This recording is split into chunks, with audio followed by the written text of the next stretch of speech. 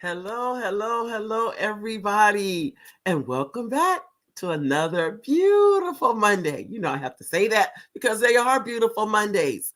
They really are. So, welcome, welcome, welcome. For those of you that don't know me, my name is Mary D. Welch. I am your host of the Mary D. Talk Show. So, thank you for stopping by today and spending some time with us. I'd like to first thank our live viewers. Thank you, thank you, thank you. All of you that are here live. You go to YouTube and click like and subscribe. I really do appreciate that. And the goal is 10,000 on the YouTube. And even if you're a replay viewer, you can still hit like and subscribe. Remember, 10,000. The only way I'm going to get there, and it's really not just me, because those of you know my husband Oliver is the executive producer for the show. You guys don't really see him, but he's behind the scenes making sure the show looks good for you, all that good stuff. That's what he's there for. But every now and then I'm gonna have to bring him on so you guys get a chance to meet him and get a chance to see who's what's the magic behind what's going on in the Mary D show. First, I want to also thank our sponsors for the show. Our very first sponsor that came aboard when the show started was the Idea Club with Dumas Martin. He's the president of the Idea Club. Those of you that are familiar with the Idea Club, you definitely want to, if you're not familiar with the Idea Club, just go to theideaclub.com.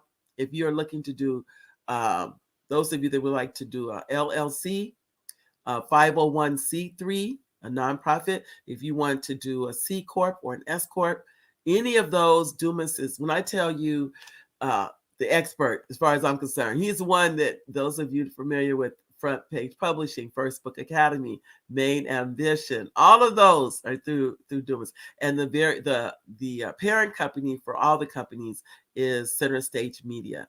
So that's who you want to go to if you are putting a corporation together. It would be Dumas. And so he has been, from day one, has been a sponsor of the Mary D. So thank you, Dumas. Your support is really appreciated. Also, sponsored for the Mary D. Show. Many of you familiar with Front Page Publishing. Just gave a seminar the other week. We are now full. We're not taking any more clients. Not until next quarter. Right now, we're still in first quarter, so it'll be second quarter before it opens up again, and that depends on the availability. I can tell you now, it all depends on availability. But if you like to have a book published, we can work with you from inception, from idea to publication, from your idea about a book to actually publishing a book. So you can get all that done through Front Page Publishing. And we also have on the sponsors, we have the Henderson Real Estate Team. They are sponsors for the show. They've been sponsors for a long time. Thank you, Henderson Real Estate Team. And that's a husband and wife team. They're just fabulous, fabulous, fabulous. Ladies and gentlemen, if you're looking to purchase a home or if you're looking to sell a home, you want to contact the Henderson Real Estate Team because they can definitely help you with that. Now, and I usually show you the books. Just a second, because they're right here. Now, I'm going to go over, not all of them, just a couple of them. They're right here for you. And they are, as I mentioned before last week, this is not published by our company, but she has been a guest on the show, and that is about forgiveness. And this author is Wendy Gladney, and it is Forgiveness, Change Your Life Forever.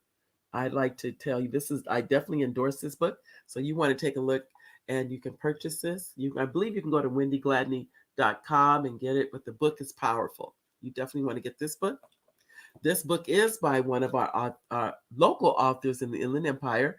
Her name is Dr. Henry. From the Ashes I Rise, and she is the very young age of 90. I just love Dr. Henry. Hi, Dr. Henry.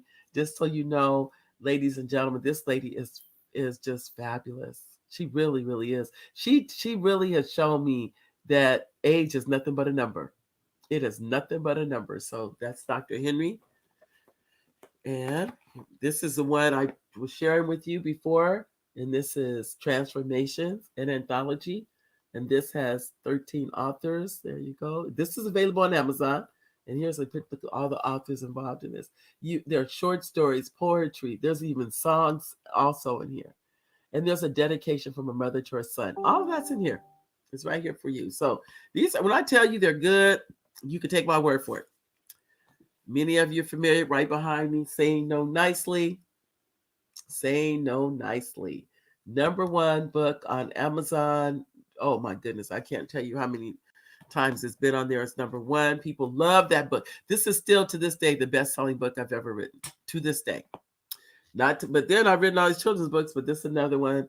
Have you seen The Red Elephant? As many of you familiar. Justin's book, My Cat is a Spy. This is our son, Justin Lowe. He wrote this book. This is from Fayette, one of our authors, Fayette Foster. Why is Little Faye so happy? She's writing part 2 to this book now. Hi, Faye.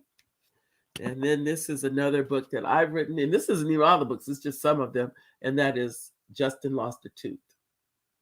So this book, and this is for ages about 3 to 6. I'd say about 3 to 6. So now, ladies and gentlemen, I always try to introduce those to you as they come out. There's some more, but I'm just kind of giving you a taste of what's available and what you can do. First, I want to say hi to Sonia. Hi, Sonia. How you doing, Sonia? Sonia was our guest last week. And there's Richard. Hi, Richard. And Richard is Sonia and Richard are both strong supporters of the show. So thank you, thank you, thank you. Now I'm going to read to you a little bit, just a little bit about our guest, because I was mentioning to him I was going to read the bio. He goes, don't read the whole bio. That's the first thing. So I said, okay. Then what I said I do, I read just the first paragraph. Okay. Dr. Mel Palmer is a highly sought after as a holistic emotional practitioner and speaker. He is the founder of Emotions Innovation, LLC, holistic energy therapy, specializing in transformative energy healing and working with people focusing on emotional awareness, trauma, and spiritual well-being. Dr. Palmer is a native of Bridgeport, Connecticut, and Florence, South Carolina. He says he attended high school in Bridgeport, Connecticut, and in Florence, South Carolina, where he played 3 varsity sports. But after, I'm going to the next part. After he graduated from high school, he decided to play college basketball, and he played on the big stage of the NBA. His hard work and dedication to the game led him through then Washington Bullets camp in a short professional basketball career in Caracas, Venezuela, and the CBA. He attended Chocolate State, Knoxville College, University of Tennessee, and the University of Bristol, where he earned degrees in psychology, executive management, African history, and religious studies. He has written several articles on workplace bullying, Black male fatherhood, and the impact of emotional trauma on African American communities. He has appeared on leading discussion panels, been a guest speaker at major colleges and universities, and recently launched a new podcast, Brother, Are You Okay?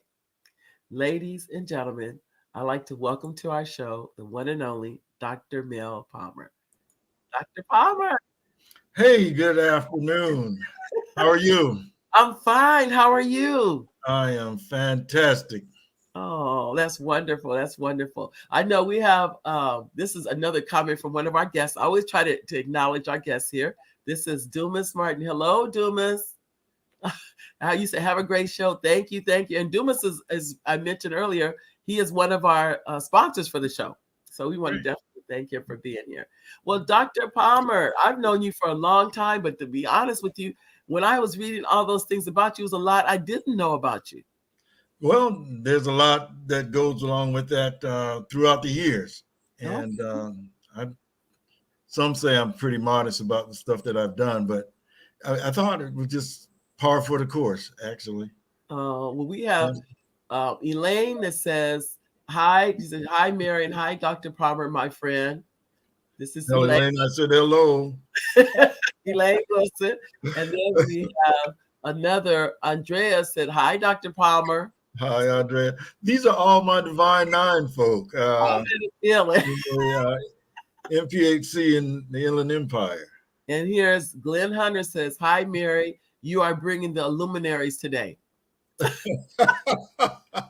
Glenn's my frat brother, of course. Oh. Mary, I have to say, I am truly honored to be on your show today, and just give a shout out to the Divine Nine and my family members that are perhaps watching as well, and friends that are watching. I really appreciate their support.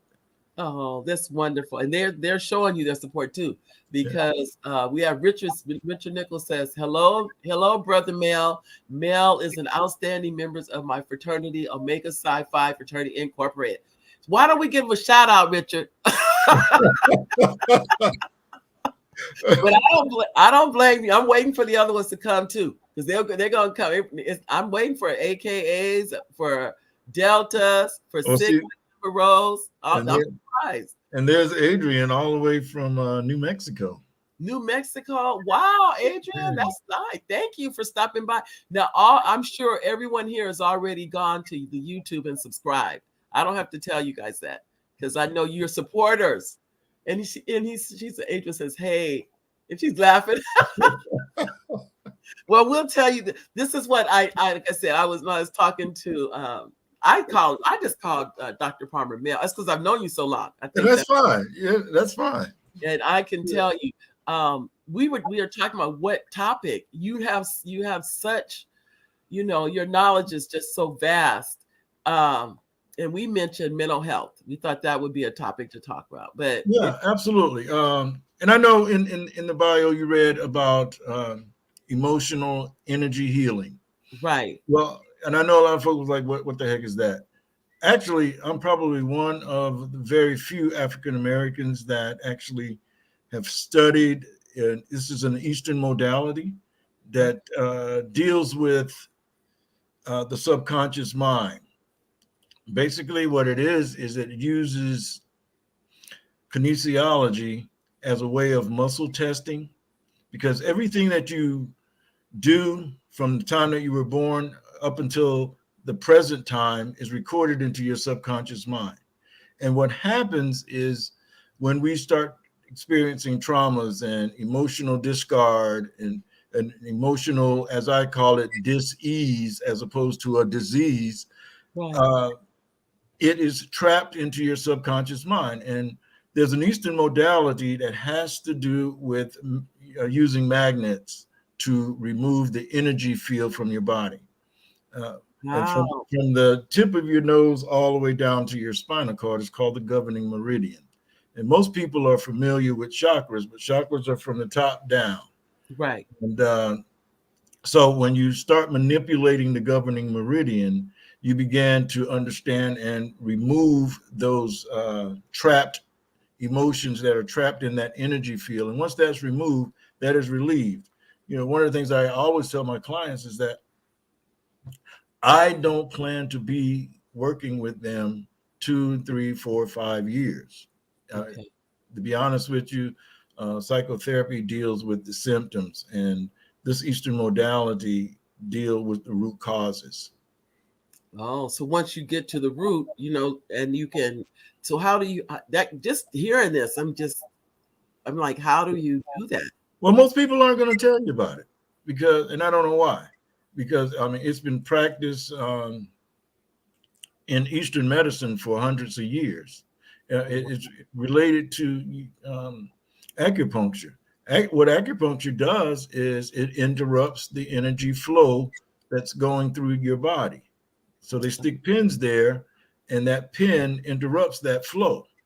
I Well, didn't what know. that does is that temporarily stops whatever is causing pain or trauma or addictions. It stops that temporarily, but you remove the acupunctures, Mhm. and that flow continues. With this, using energy, because Mhm. magnets are energy, Wow. and so you remove that from that energy field, Mhm. which allows individuals to live a what they perceive as a normal life.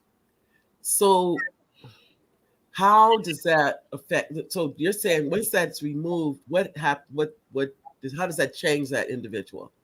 It changes them. Say, for instance, if you're experiencing depression, Mhm. so to speak, Right. there's a root cause of the depression.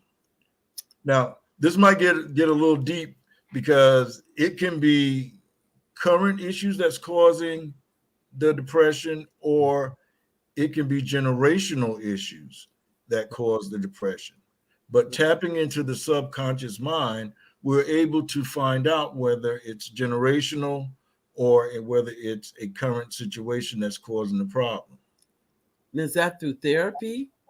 It's a combination of both. It's a combination of both. Obviously, once we find out where the issues are, Hmm. there's a level of therapy that goes along with that.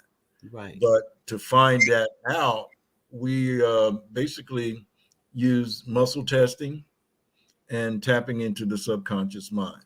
This is not invasive, Hmm. so you're actually connecting with that person's subconscious to Wow. to come up. And, we have a chart that we use to determine what areas we need to focus on and what trapped emotions that need to be removed. Right. Right. Well, I'm just amazed. I'm listening to you. I'm thinking, I definitely need to come to you. Just like, wow. Okay. We have Richard has a comment here. Let's see. Richard says, hello, Ethel. So I know he's saying hi to someone here. And and Ethel says, hi, Richard.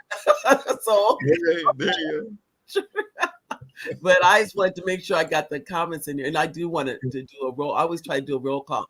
Thank you, Sonia, Richard, Dumas, Elaine, Andrea, is it Adriana? Did I say her name right? For all tuning in. But remember, ladies and gentlemen, you can all make comments. You can go to Facebook or you go to YouTube and you can write comments in, and then we'll be able to call your names out. So thank you for all your comments that you've already included. I'm just fascinated. I'm gonna tell you the truth. I'm listening to Mel going, I mean, what kind is so much I'm thinking of that's in us that we don't know. Mm-hmm. Exactly. And once And it's released, what does that do to you as I would think it changes the person. I'll tell you, I'll give you a personal experience I had. You know, Okay. um, one of my colleagues, and we did this over Zoom. Mm-hmm. I was on one of his webinars, and so he said, "Hey Mel, have you ever had your energy blockers removed?" And I'm like, you know what? Not in a long time. And I Mm-hmm. thought I was pretty well adjusted. And Right. so he says, you want to try it right here? And we did it live. And I said, sure. And so part of that, when you do it on Zoom, you you give that person permission to tap into your subconscious mind. Wow. Amazing how energy works, because energy can be transcend across space and Right. even in distance. And I'll give you an example of that, Mary. When you're in the grocery store and you feel like somebody is watching you, Mm-hmm. and you turn around and you see somebody there and they drop their head, Right. their energy was contacting your energy, which caused you to turn around and to look Yeah. because you felt it. Your energy felt that. Right. Or there have been times when someone called you and you pick the phone up and you go like, wow, I was just thinking about you. Right. So that's energy being transcend across space and distance. Right. And we rarely pay attention to it. It just happens, and we never really think a whole Mm-hmm. lot about it. But when you start getting into understanding how energy work and how energy works in the body, you Mm-hmm. start picking up on those subtleties, like someone watching you and you feel it. You feel someone piercing in Uh-huh. those kinds of things. So I had my colleague do it for me, and I felt like it was a weight lifted after he was done, because Mm-hmm. it doesn't take a whole lot of time to do it. But so I felt like a weight was lifted. And Mm-hmm. then I never thought any more about it. And my father passed away about 10 years ago. My mom passed away, shoot, maybe 30 years ago. Right. Okay. So I'm relieved of all of that. And out of the blue, probably like about a week or so later, one of my nephews was at my mom's gravesite, and he sent me pictures of him being there. He was having a good time and everything. And I looked at those pictures And I just started crying. Mm. And I realized what had happened, because what we do is we build up a wall, Yep. and we call that heart blockers.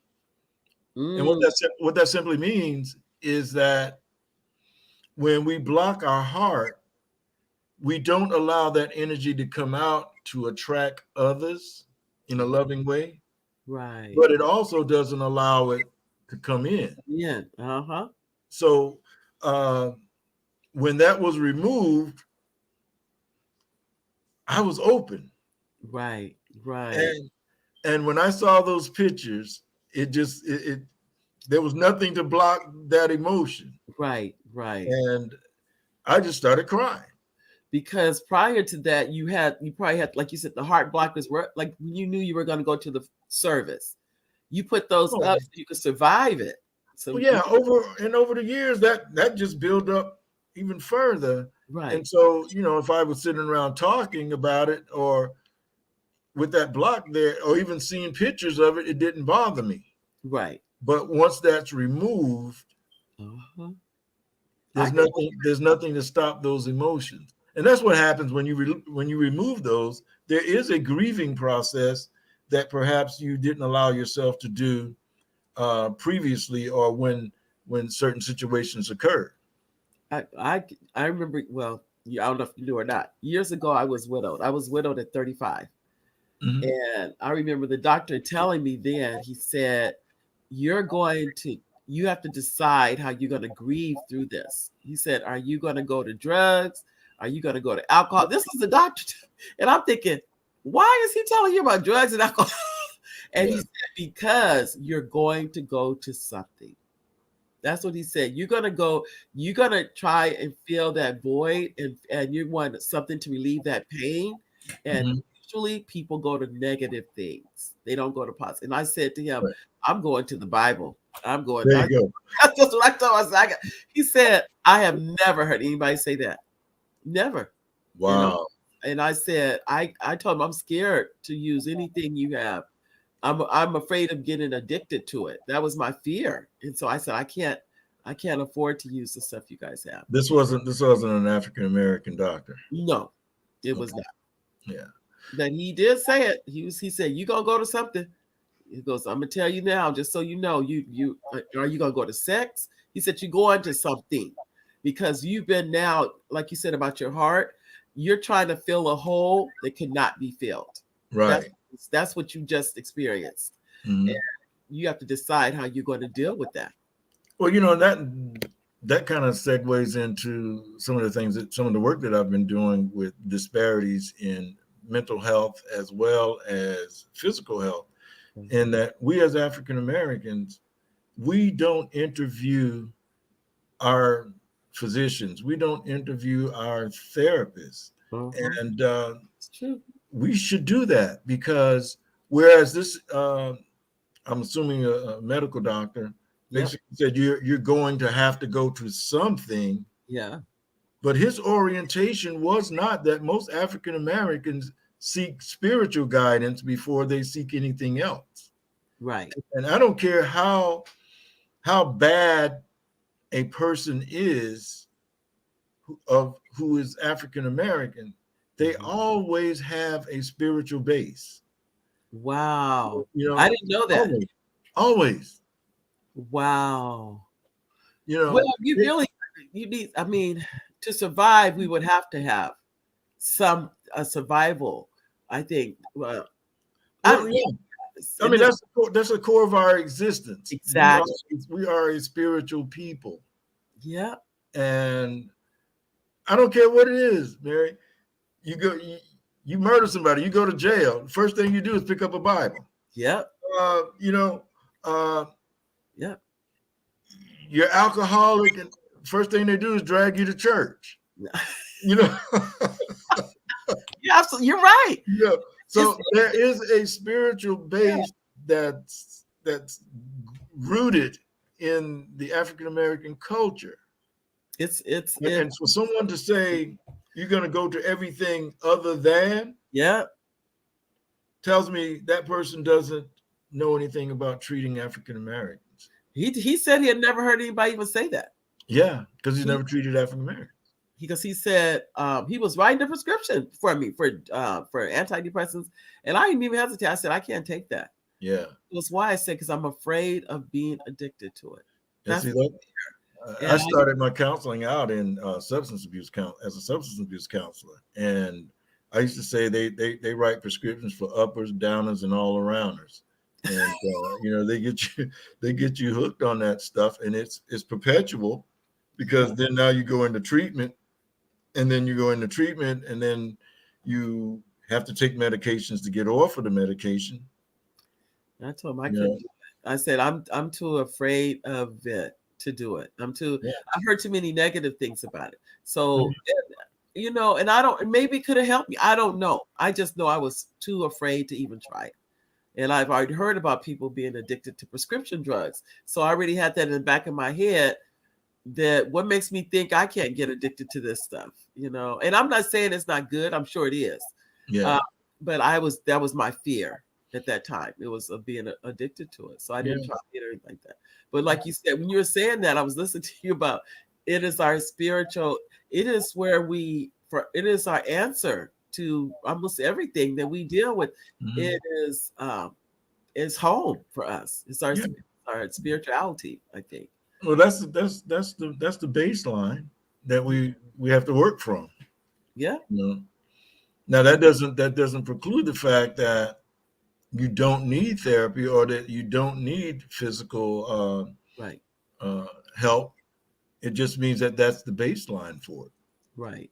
We are a spiritual being. You're right. You're absolutely right. Mhm. I Yeah. know too. We another area though. I don't know if you want to talk about that too, and that is for young Black men being fathers. Did we talk about that? We haven't, but we can. Okay, that's, we don't always address that. We talk We about the girls but as mothers, but you don't always talk about not you particularly, but Yeah, in yeah. general society. It's almost like it's okay of being a single mother, but you don't really hear about single fatherhood or fathers, taking on responsibility of the children. And you know what? Changes of time, right? Because back in the earlier days, 40s, 50s, and part of the 60s, before this whole disruption of the Black family came about through integration and all of that stuff, Mm-hmm. if a woman, which was rare, that a woman would leave her family, but if she did, Mm-hmm. she would leave the children, because the father was the one that raised the children. And, Wow. and so when all of this integration came about, and I think it was one of the presidents, I forgot, Roosevelt maybe, that brought about The New Deal. the New Deal, but there was that brought about welfare, and I think it was Roosevelt too. I think that was his yeah, era. yeah, Uh, but the whole idea of welfare was the father had to be out of the house. mm-hmm. That's right. So the end result was the disruption of the family structure. Mm-hmm. And then when the whole idea of affirmative action came along, it wasn't African Americans that benefited from affirmative action. It was Wow. the white females that benefited from affirmative action. But what ended up happening as a result of that, we found that a lot of African American males were unemployed, and the females were elevated to positions of management, and had good jobs. So subsequently, they became the breadwinners. Mm. And so they had to step in and take care of the family. Right. Right. So then we saw an increase of incarceration, the increase of substance abuse, an increase of depression, and subsequently suicide among African American males.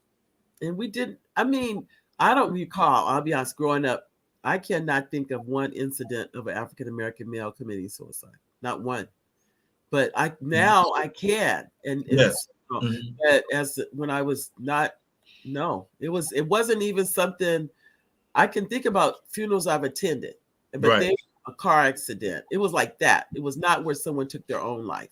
Well, see, And that goes back to what we were talking about earlier, mhm. the spiritual base. We were afraid to take our lives because Yes, of our spiritual orientation. it was considered that you would go to hell. I Yes. remember that taught in church more than anything else. If you Yes. take your life, you are going to hell. Period. There was no question about it. That was it. No, I never heard of one person hanging themselves or none of that. Mhm. Now you hear about that so much. So then, if I have to stick around and endure all of this, then I get involved in drugs. I get involved in do things that help me to survive, but causes me uh, to do something illegal and get incarcerated.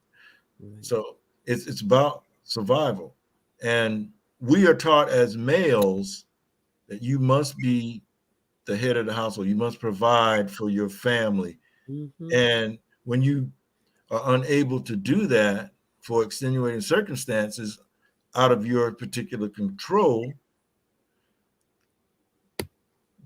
then the Then what? roles reverse. Then what is the The question? roles reverse, and Yeah. so we as men, and when I say we, I'm talking about Black men. Right. We live with that trauma. We live with that feeling of inadequacy. And recently, I was talking with a colleague of mine, and I said, we talk about trauma, we talk about inadequacy, we talk about the Black male being angry and depressed, and but we don't talk about the shame and guilt that Mm, goes along with that. Not being able to provide for their family, not being able to be the father that they would want to be. And right. and I talked to a lot of young men, and they Mhm. said, "I just don't want to mess up. I don't want to mess up." I had one client that refused to even pick his male child up because he said, "I don't want to mess him up." And I mean that was powerful because he he did not want to do anything wrong that would affect his young male child. But you said pick him up. You mean He like wouldn't even pick him up. He wouldn't even he showed no emotions whatever. He was emotionally stoic when dealing with his kid. And I was asking him why. I said, "Your kid needs nurturing. Your kid needs his father." And right? finally he kind of confided and said, "I want to be there. I want to do it, but I don't want to mess him up." Wow. So well, something not so I say similar, I guess, to that was not quite like that. Was years ago, when my children were small, and my father came with me to, or he came to school. I forget to pick the kids up, and he had his back to me. So I'm speaking to the principal and the teachers, and his back is to me, but I did not know he was listening to me. Mhm. And we're walking away, and he's crying, and I'm like, "Dad, why are you crying?" And he said, because Mary, you're educated and you don't even know that you are. And I'm like, Mhm.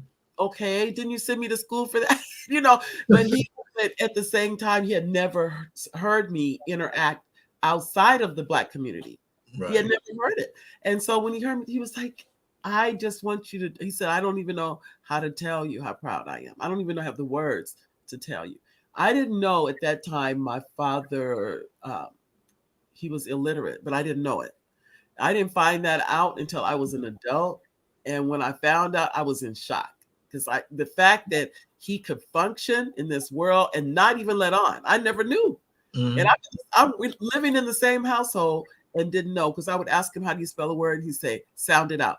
Because he had heard my mother say that to us. Right. And I Yes. remember saying one time, I said, Dad, if I could sound it out, I would, I would be asked. I didn't get, but I didn't even understand. And then he would say, "Oh, just go ask your mother or something." But I never. But those were his mechanisms to function and not let me know That Right. he was any less of a man or a father to me. But I never knew. I never Yeah. knew. And Yeah. was right there. But what must it have done to him that he Mhm. wasn't able to read as well as he would have liked? But he made sure that my education would be, I would never face that. I would never have to feel what he felt.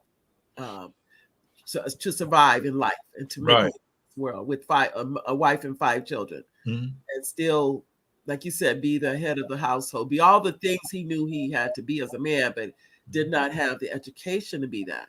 Uh, he was in construction. That was the field he was in. In fact, he was a carpenter, which was like a supervisor in construction, but he still figured out a way not to have to let it be known that he did not know how to read. Yeah.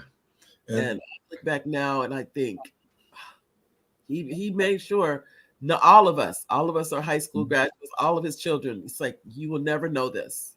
You will never know the pain of this. So I've learned since then how important. I mean, I became a teacher, so that should tell. He probably doesn't know today. Well, he doesn't. He's passed on, but how his lack of education affected all of our education. Mhm. My mother ended up going back to school and she ended up graduating, but those traumas that you're talking about, they were raised in the cotton fields of Mississippi. They didn't have the opportunities. There were no opportunities for them. Mhm. That's what they felt in society. So I can only imagine the traumas that they felt in this And, world. and you make a valid point when you say that his inability to read affected all of you Yeah. unknowingly, Right. because it gave you that internal drive to succeed, to be able to, as a, in your case, a teacher. Hmm. When I left high school, I wanted to major in psychology, believe it or not, and I was being told I didn't know a psychologist, but I used to read a lot about psychologists and um, a lot of philosophers and all Hmm. this stuff. And I said, that is what I want to do. That's what I want to be. And everybody that I would talk to, oh, well, you can't do that. You got to be really smart. And you're not smart. That's you got say it. you have to be smart. And but over the years, I realized they didn't know a psychologist either. And so, Wow.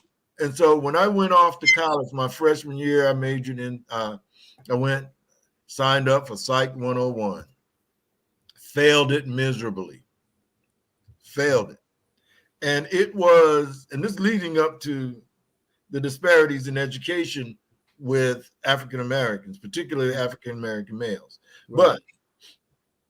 But uh, so I realized, man, psychology isn't it for me.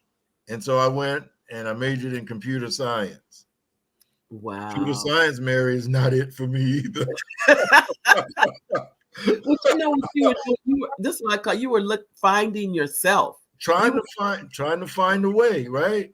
And so at that particular time, I had a mom at home saying, well, you either go to the military, you go to college, or you go to work. And I know I didn't want to go to the military and I didn't want to go to work. So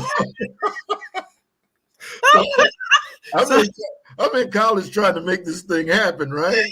oh, that is too funny. And so I said, I know, I'll major in PE. Well, that wasn't working because I was bored. All you had to do was play, right? And my Yeah. mom always said, you know, you need to study and stop all that playing. That's when I was playing basketball. That was playing to her. but but Goodness. but finally, after transferring, Mhm. uh, and I ran into Dr. Cochran, and she made psychology seem interesting. And I majored in psychology, and that's been That my was thing, But she made it interesting, but she made it believable that you could do it. You could do it. Wow. And I didn't have anybody saying you could not do it, you know. And then and if young people are watching, you might want to pick who you share your ideas and goals with, because everybody is not going to see it the way you see it. That's right. And you'll find that out. And I tell kids all the time, if you want to be a gamer or you want to be a skateboarder, if you see that in your future and that's your passion, go for it. Because there are going to be people that will tell you, well, you can't make a living at skateboarding. Right. Well, I know a few people have made a very good living at skateboarding or gaming or any of those kinds of things that you love and it's your passion. If it's your passion, you'll find a way to make a living at it. And that is the truth. I think now the with the internet has changed the game. It is no longer um like they say the one trick pony thing. You have this the it opened up a whole new world to everyone. Not just it's no limits to what you can do. Right. If you have an idea, there's somebody else you can, and not only there's somebody else, you can find them. There's there are groups of people that probably think the same way you do about whatever the idea may be. Exactly. And so what I was saying, I said all of that Uh-huh. to say, somebody, Elaine said, oh, the structure of black Oh, family structure. uh-huh. Elaine says, Yeah. yes, the destruction of the Black family structure was and still is strategically being done. That's why what you and Mary and Dr. Palmer are discussing here today has to be shared. Yes, absolutely. So You think it's what I was safe? telling you about was I was partnering in doing some research on African American males, uh, their completion of community college, and what we found out was in a 2-year college, it takes African American males generally anywhere from 3 to 5 years to complete a 2-year degree. And that's based on the fact that we come to college with those external traumas. Yeah. We come with those traumas. And so when we look at the disparity in education, Mm-hmm. think about when they're in high school. I was just talking with some high school teachers the other day. One was a coach and the other one was an English special ed teacher. Mm-hmm. And they basically were saying, oh, I don't think we should fail these kids. I think we're doing them a disservice in failing them. And I said, you're doing them a disservice by not, you know, Mm-hmm. because they're passing them on. No kid left behind. That, Right, right, yeah. So they're passing them on. So then when they get to say they don't have the GPA to go to a 4-year school, so they go to the junior college. uh-huh, But then when they go to junior college, they put in these remedial classes to catch up. right, And so catching up may take 2 years because not only now you're an African American male, but you have a responsibility because life does happen. And so you're working and you're going to school. right. And not only are you going to school, but you're going to school and trying to catch up. And so these issues began to become compound complex for them. Yeah, And either they drop out or they keep going. And like I said, it takes 3 to 5 years. And at the end of 5 years, all I have is an associate degree. And we all know that you almost now have to have a master's degree to make a decent living, particularly in California. oh my goodness. Mel, I started at a community college in San Diego. I'm gonna tell you my story. The man next to me, the first class, first day, I brand new books, I'm all excited because I'm in college. And he turns to me and he says, how long have you been here? And I'm so excited. This is my first day. This is my first day. I can't hardly even contain myself. I was so happy to be there. And then for some reason, I turned to him and I said, how long have you been here? The man said 10 years. Trying to get an associate degree. I don't know what he was trying to do. All I remember thinking was, I don't remember what that professor said that day. I think I went into shock because I realized if he could be here for 10 years at a community college, so could I. And I went that very day after that class, and I went to the career center. I pulled off 50 interest cards. Excuse me, that's when the little cards were this little. Mm-hmm. 50 of them, filled them out, sent them out. I said, okay, whoever can give me the most money and help me. I didn't want to be a burden to my parents to go to school. I left community college with all A's. I think I had all A's and one B. I was so afraid of failing. I I just kept, I did everything, extra work, everything. But I transferred after 1 year. 1 year I was out because I said in 10 years, that man could have been a medical doctor in Of 10 course. years. Yeah. But if you're going to you cannot tell me that he said, I think he was getting financial aid because he said if he didn't graduate, he could keep getting financial aid. I remember hearing that going, to stay here 10 years to figure. I was like, I'm out of here. And not that the school was a bad school. I don't even want to say the name. The school was excellent. But I remember thinking, don't Mhm. ever think that just because he did it, you can't do it too. So you have to leave before I actually said before that spirit jumps on you and you're here for 10 years. Yeah. But what you're saying is absolutely true. I'm staying at a community college I don't think I met anyone that very rarely do I know anyone that's transferred after 2 years. They'll tell me they can't get to classes. They, some kind of reason. It's always 3 or 4 years before they can transfer. And I Mhm. just think if you had already started at the university, you would have a bachelor's degree by now. So I don't know what the answer to any of this is. Maybe you do, but I've seen it a lot of times.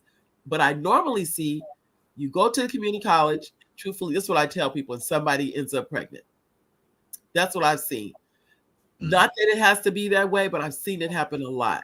I think what happens, people get tired and they give up and they stop Yeah. pursuing their dreams.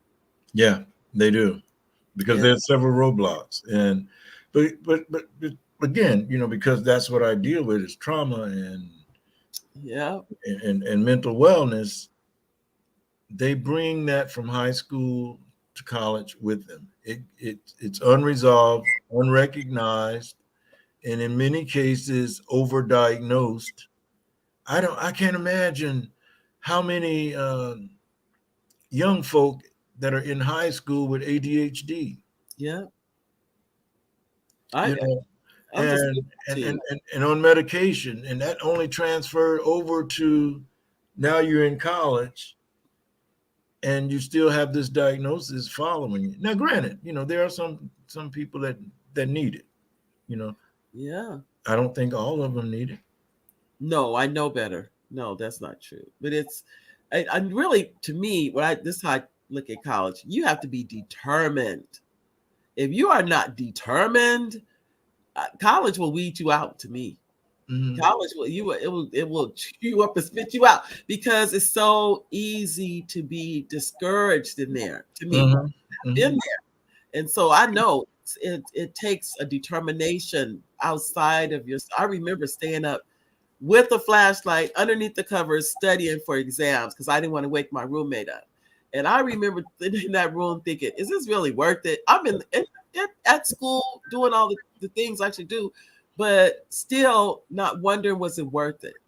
And at Yeah, the same but I mean, time, imagine this. You got young folk in high school, and if they question the rule, they go to a counselor and they get diagnosed uh, with being defiant disorder. You know, wow, and well, that's actually technically oppositional defiance disorder, and wow. that's a label only because you question authority, only because you question a rule. You know, I can't even these are imagine the things. Yeah, these are the things that are being placed on our young black boys. that. Wow. A defiant, they put this in your record. There's a defiance disorder. Defiance, yes. And that Oppositional starts, defiance disorder, ODD. it wasn't kindergarten. I have known some cases. Wow. I've Wow. known some cases that have occurred in at the kindergarten level. I But cannot. you primarily find mostly your high school students. That have these labels. Hmm. Wow.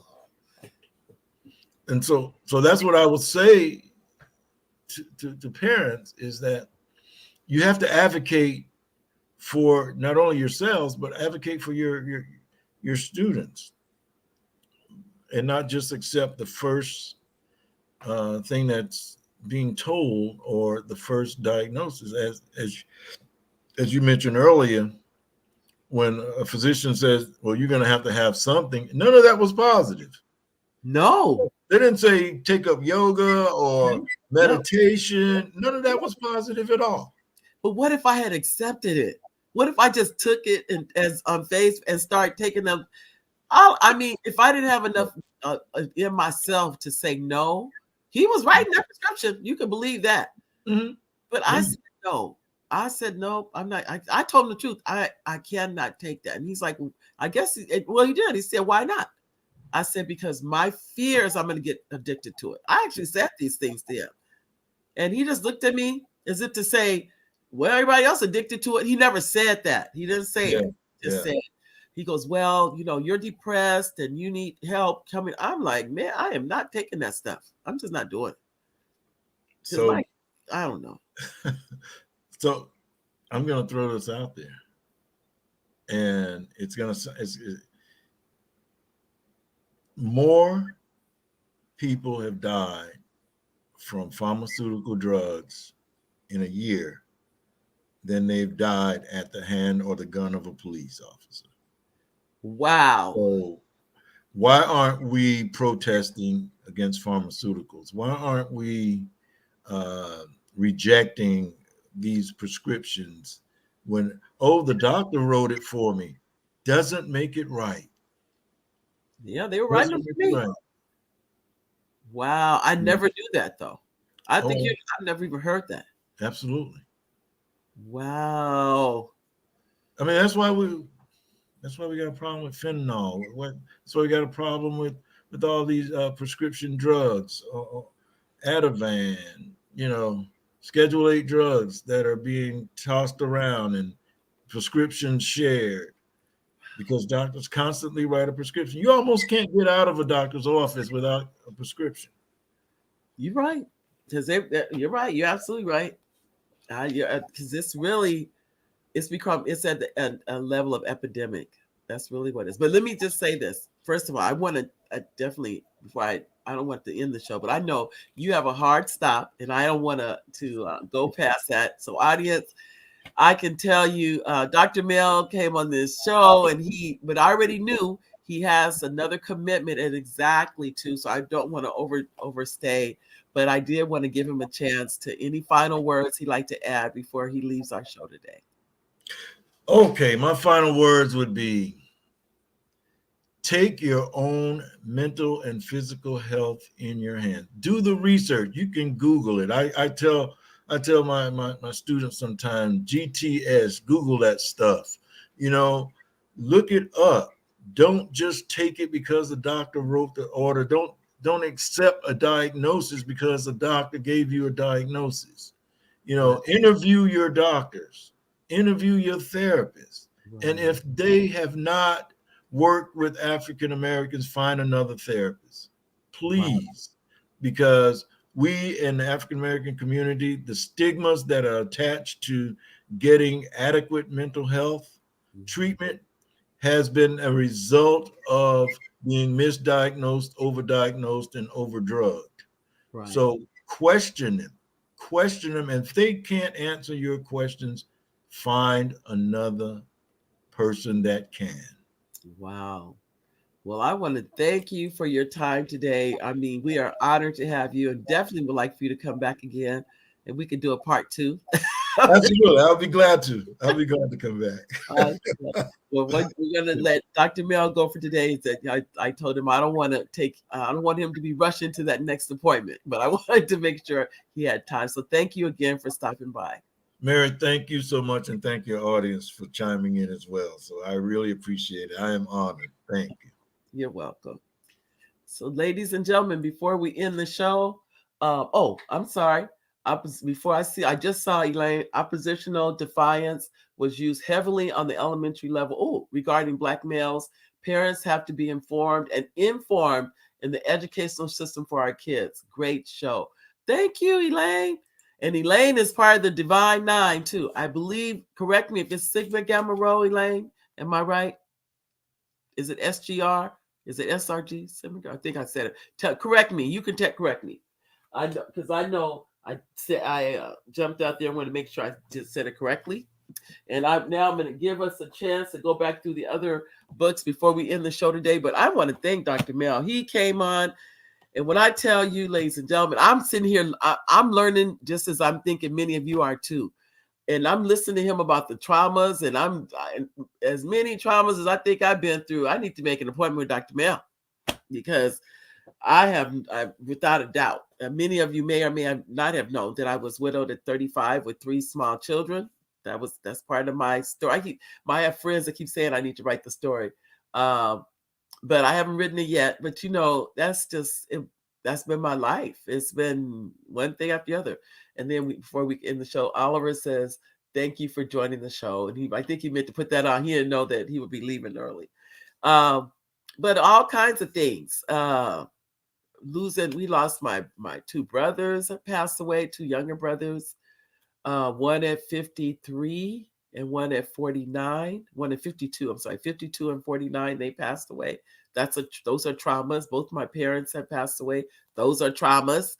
I mean, I'm listening to him going, "Oh my goodness, trauma, trauma, trauma." So it's like, it's been a lot. If I have no idea. And he said about protecting our heart. I already know. I'm pretty sure I do that. I do it because nobody wants to be in pain. That's what I think it is. Everybody wants to. We try to avoid pain at all costs, and I'm no different than anybody else. I try to avoid pain. So we'll go over these with you quickly. Many of you are familiar with this. These are 2 journals. I'll show you. This is one, which is the Big Black Journal. This is what showing you right there, and this is someone similar. This is for sisters. There you go. Then we also have Peyton the Pink Whale with the Yellow Tail. That children's book, ages 3 to 6. I think it's 3. And these everything I'm showing you is available on Amazon. And this is Stuck in the Elevator. This was a book, as I remember sharing with you, Oliver and I, we were in South America, and we were stuck in the elevator. And we came out of the elevator and we made it to our hotel room. That's when I actually said to Sim, we're in the hotel room, and I said, "Oliver, that's a children's book." And he goes, "What's a children's book?" Because he's still upset about having been stuck in that elevator. And I said, we were stuck in the elevator. I wrote this book, I believe I want to say 40 minutes. I want to say 40, 45 minutes at the most. It was done because it's based on what we went through. So I'll show you some of the pictures in there. This is showing you when the man said now that they're rescuing them now. But what I like about it, it just goes through what happened and how we did get out and the panic. People started panicking, like it or not, they started panicking. But before I want to make sure I get Elaine's comment. Yes, yes, yes. SRR, Rho for Life, Sigma Gamma Rho Sorority Incorporated. The great number greater. That's why I knew he was going to say something, Elaine. That's why I wanted to make sure I got it right. Sigma Gamma Rho. Okay. So, ladies and gentlemen, my highlight. I just want to thank each and every one of you for coming to the show, for supporting the show every Monday, 1:00 from 1 to 2. We've been here for 2 years, almost 2.5 years now. But you have told your friends, your family to stop by. It means a lot. Your sororities, fraternities, coworkers, your frenemies, anybody else, that they are welcome to stop by and be part of the show. God bless each and every one of you, and we'll see you next Monday. Bye, everybody.